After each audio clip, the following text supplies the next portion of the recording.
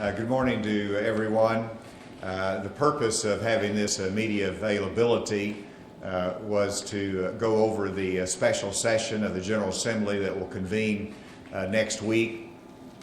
I also wanted to discuss the revenue picture for April, but before I get into that topic, I did want to reflect for a moment about the last 2 weeks. Approximately 2 weeks ago, the Attorney General sent me 8 names of inmates who had been assessed by the jury as being guilty of capital murder and had been given the death penalty, and the dates were ready for being set. It was my responsibility to set those dates. I did that. Even though you don't know the course of events following that, it is no surprise that the courts delayed and granted a stay and remanded one of them for additional hearings and fact-finding. But 4 of the executions were carried out. And my goal during this time period was to fulfill the requirements of the law. The legislature set the standard for execution. The protocols are set by the Department of Corrections. Those were carried out in accordance with the protocols. My goal was to make sure that we did justice in Arkansas in a way that reflected well on the state and the seriousness of what we're having to do as a state. I think that was accomplished. Obviously, you want to make sure that there's no doubt about guilt, that we evaluate the clemency of each one individually. All of that was done, and the result was that after decades of waiting, the families of the victims, Deborah Reese, Christine Lewis, Mary Phillips, Lorraine Ann Barrett, Stacy Erickson, Nikki Hurd, Gerald Jenkins, and Cecil Boren were finally provided the justice that they were promised, and they also saw that our system of laws have meaning, and that last part is important as well. And so I know that you'll have some questions in that regard. I'll be happy to take those questions, but let me move on to a couple other topics, if I might, before we turn it open for questions. We have a special session of the legislature that I will be issuing a call for later this afternoon, and on that call will be a number of items. It's a very short list. Most of it is predicted. We have the Arkansas Works waiver authorization to provide greater training opportunities and to focus our state resources on those that are at or below the poverty level. We will have on the call restructuring of the Arkansas health insurance marketplace that will focus our legislative oversight and review for future recommendations in regard to AHIM. It will make the small business exchange optional and make it clear that we will not have a state individual exchange, as I've already indicated.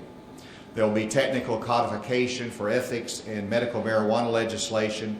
Then finally, there will be an effort on the call, an item on the call to boost our long-term reserve funding for the state.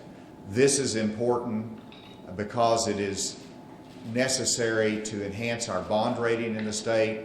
It's also necessary to make sure that we have the reserve funds and rainy day funds available for any unforeseen emergencies in the future as well, with appropriate safeguards. I want to emphasize that the Arkansas economy is on track and has momentum.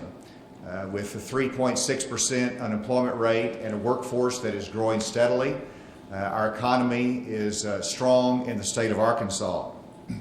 Larry Walther, our Director of the Department of Finance, is with me today, and with him and his team, I've reviewed in a preliminary fashion the revenue results for the month of April. And the good news is that the month's revenues met our expectation and will meet forecasts for the month of April. That still leaves us with a shortfall for the forecast for the year. with 2 months to go, we have made the decision to adjust our forecast for the fiscal year ending June 30th and reduce state budget spending by $70 million for the year. The adjustment will only be a portion of Category B spending, approximately 55%, and because of the savings that has been generated during the past year, the cut in the budget will be absorbed by the agencies and not impact the delivery of state services or the jobs of those who provide them. Instead, we expect to be able to fully fund operations for the year. A good example of that is the Department of Human Services, in which, because of constrained budget operations, because of savings that we've been able to achieve through policy differences and changes, there will be no reduction in provider payments and there'll be no reduction in payroll. Basically, we estimate that the forecast was off $70 million. It is a miss on revenue and not a miss on expected or spending. We have controlled spending through the year. We have conformed that to the budget, and we have created savings even beyond that.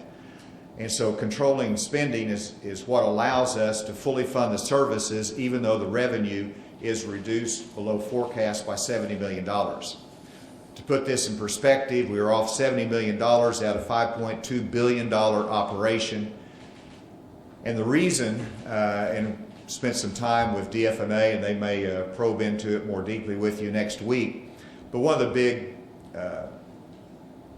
challenges in trying to anticipate the forecast going into the fiscal year was the level of refunds which would be paid in the wake of the 2015 tax cuts.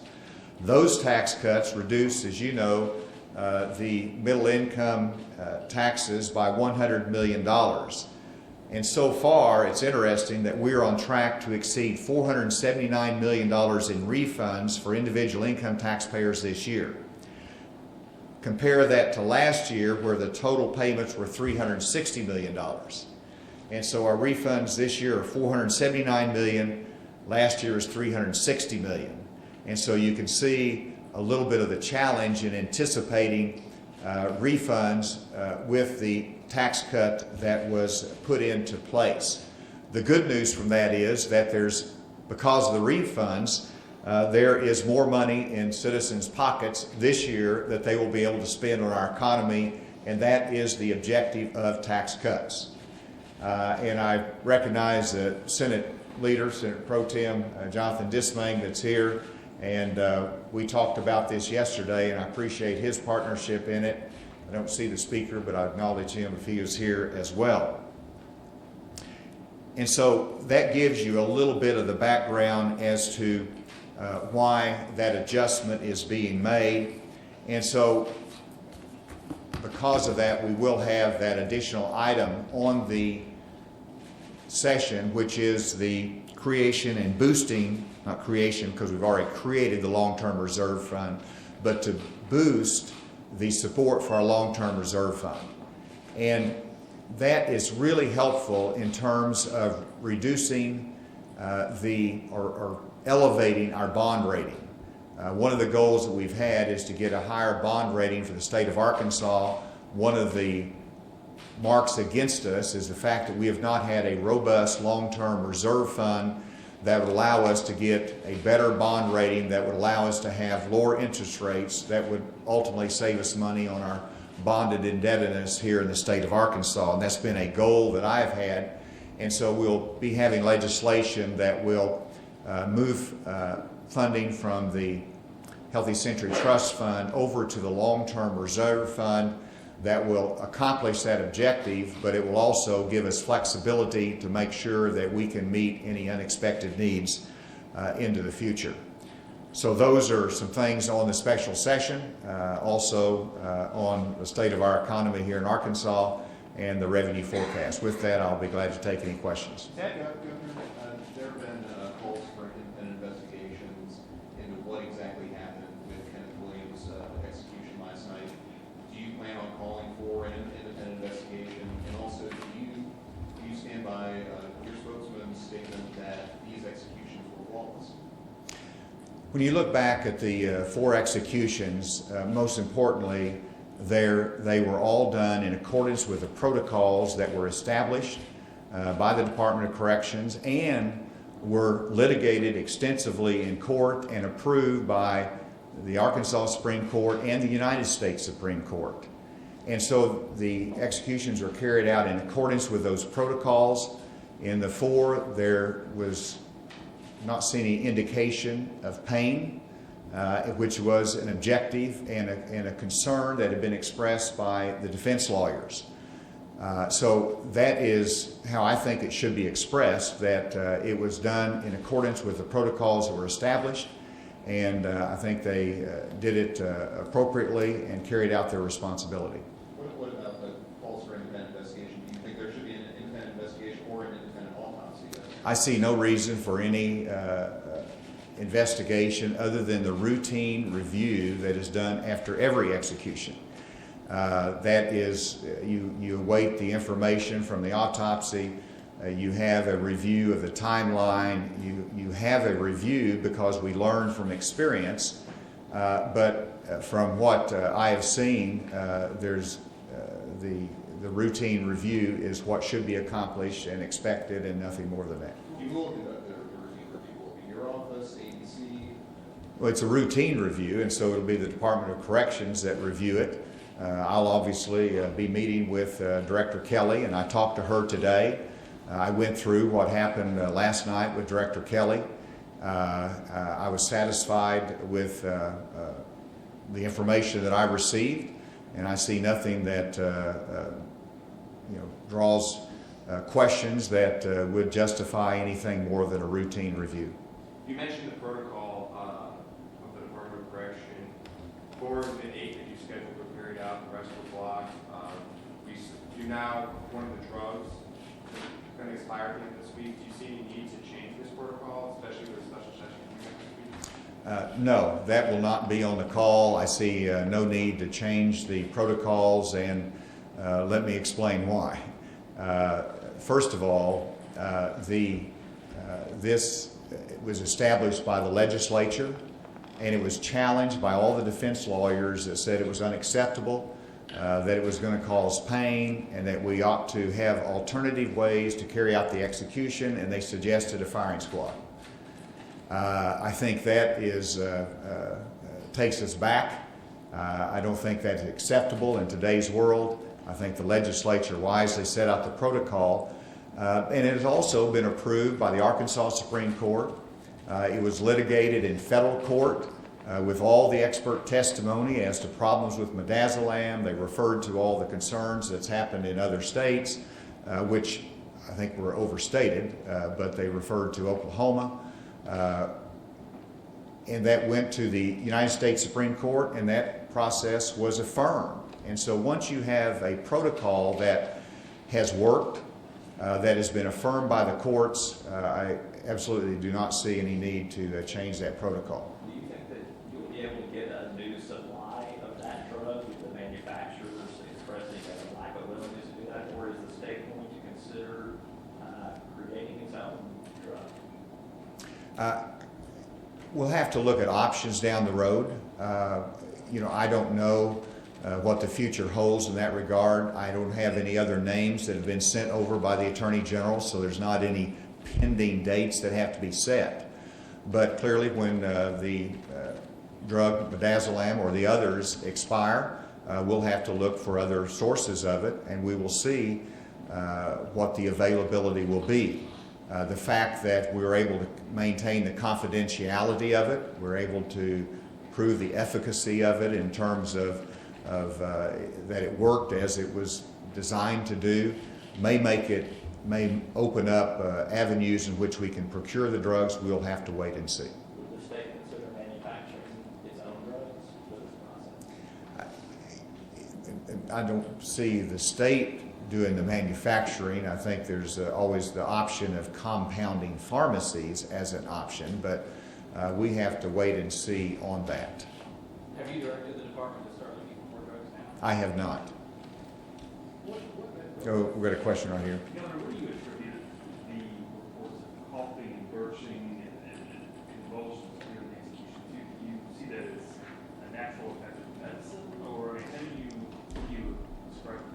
Well, first, I'm not a medical doctor, and so, but I do observe and watch, and obviously want to make sure things work the way they should.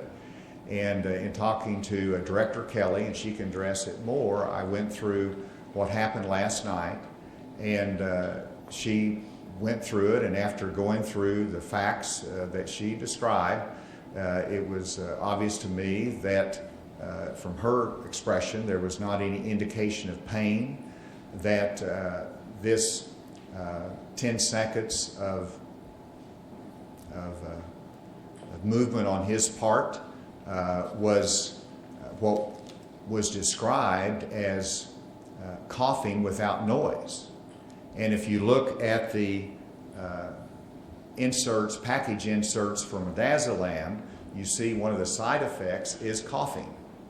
And so midazolam is a sedative, and review all the witness statements and their account. I've seen a couple of them, and I haven't seen all of them yet, but you're certainly going to get different accounts from different people.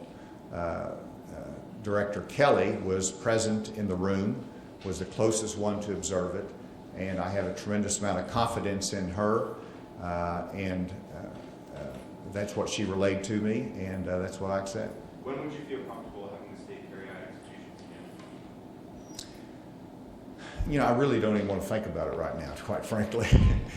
But, you know that I do my responsibility. And so, if the Attorney General sends over names that are subject to execution, then we will start the process over again in terms of dates, in terms of access to drugs.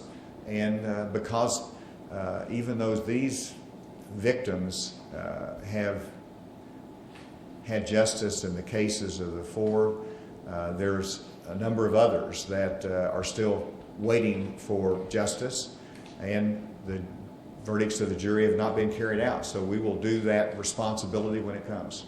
Is the state going to release the results of its review of Williams' execution or any of the executions?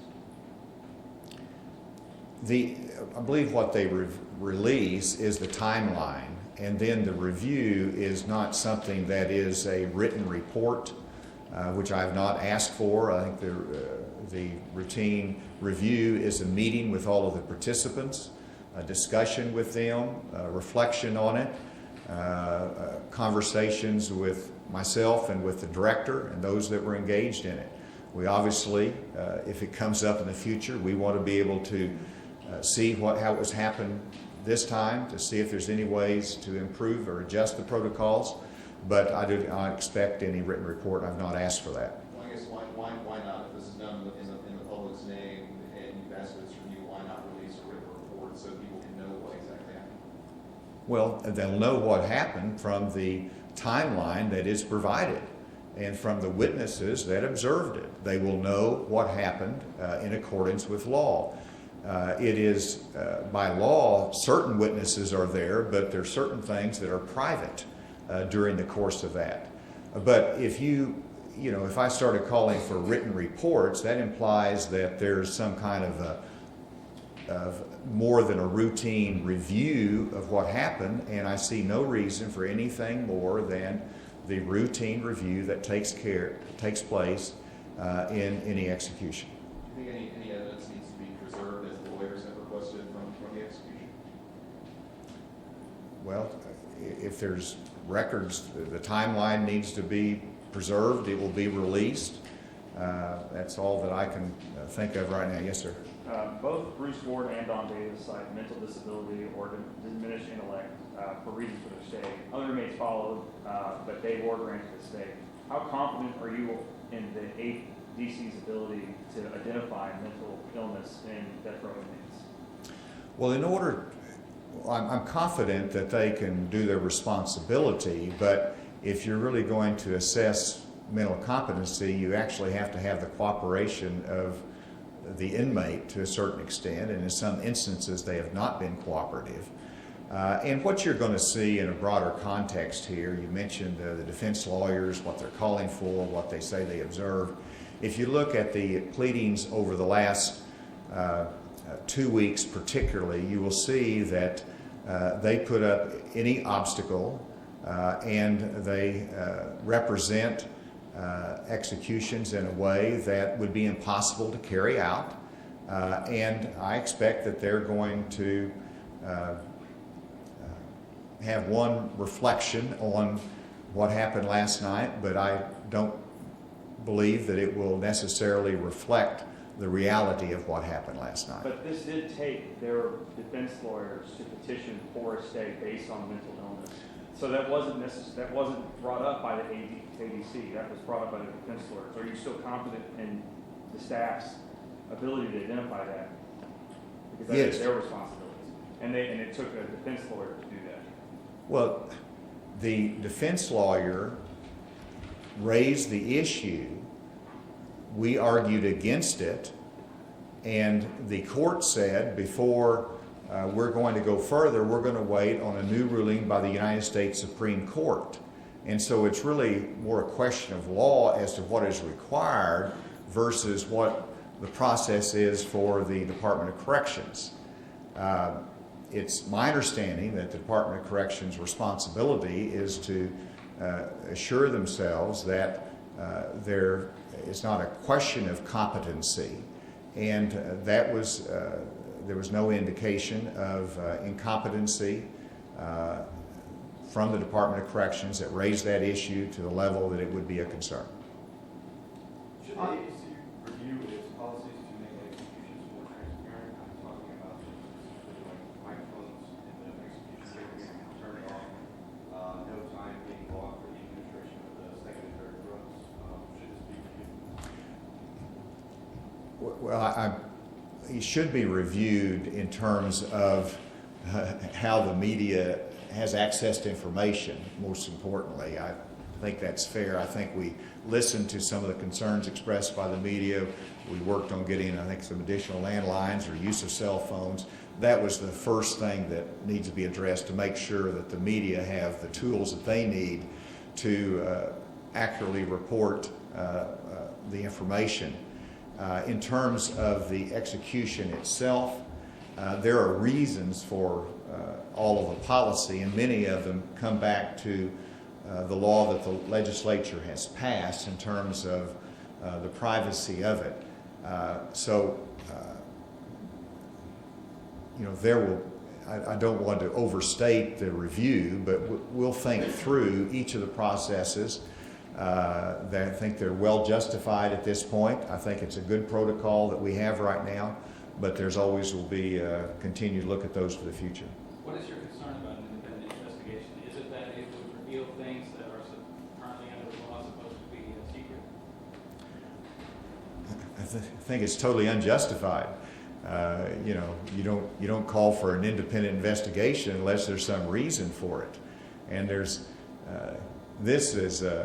this last night. One of the goals was that there not be any indications of pain by the inmate, and that's what I believe is the case last night. And whenever you look at the time frame for each of these, if you look at Oklahoma and the concerns that were expressed, they had a grand jury investigation, they had a review of that. That execution took over a very long, extended period of time. There were a lot of reasons for a review of that, an independent investigation. Those reasons do not exist in this case. And so that's why there should simply be a routine review, as is done in each execution.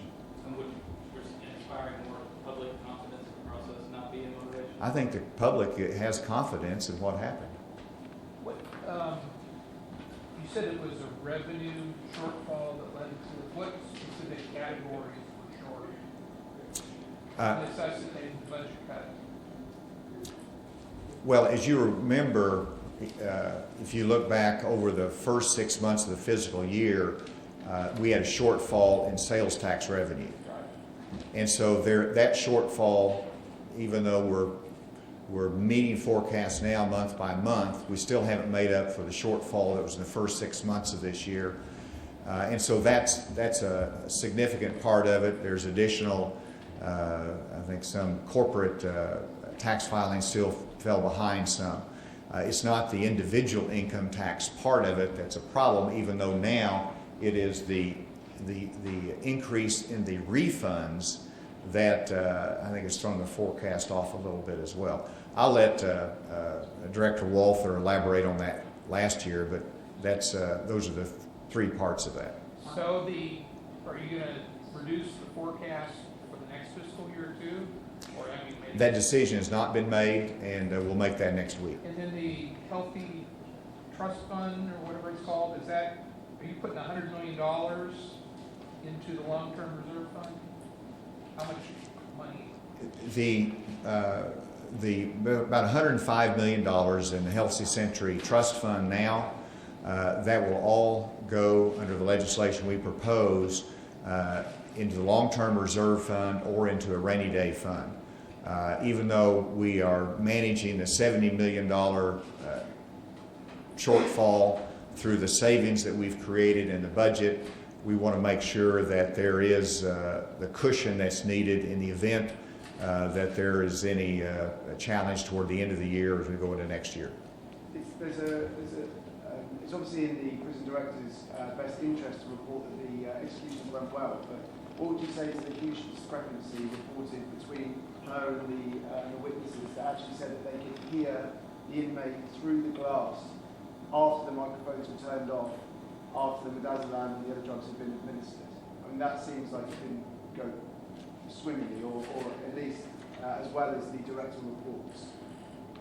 Well, again, I don't think I'm prepared to answer all those questions in detail today. I'll continue to review that and the witness statements. I have not seen all of the witness statements yet. I hope to, and so we'll continue to review that. If it turns out that there was this jerking and that there was noises that they could hear through the glass, would you then consider an independent review into what happened? Well, there's no question there was some movement for what has been described as 10 seconds. And that is consistent through the witness testimony. The question as to whether there was any sound that was accompanied by that, that we will wait and see what the overwhelming majority of the witness statements are. But under either case, I would not see that as justifying any more than a routine review as is done in all executions. I think that witness testimony was actually corroborated by the victims' families themselves, and I think they commented that perhaps he deserved a level of suffering. Like I said, we will review the witness statements and we will assess it from there.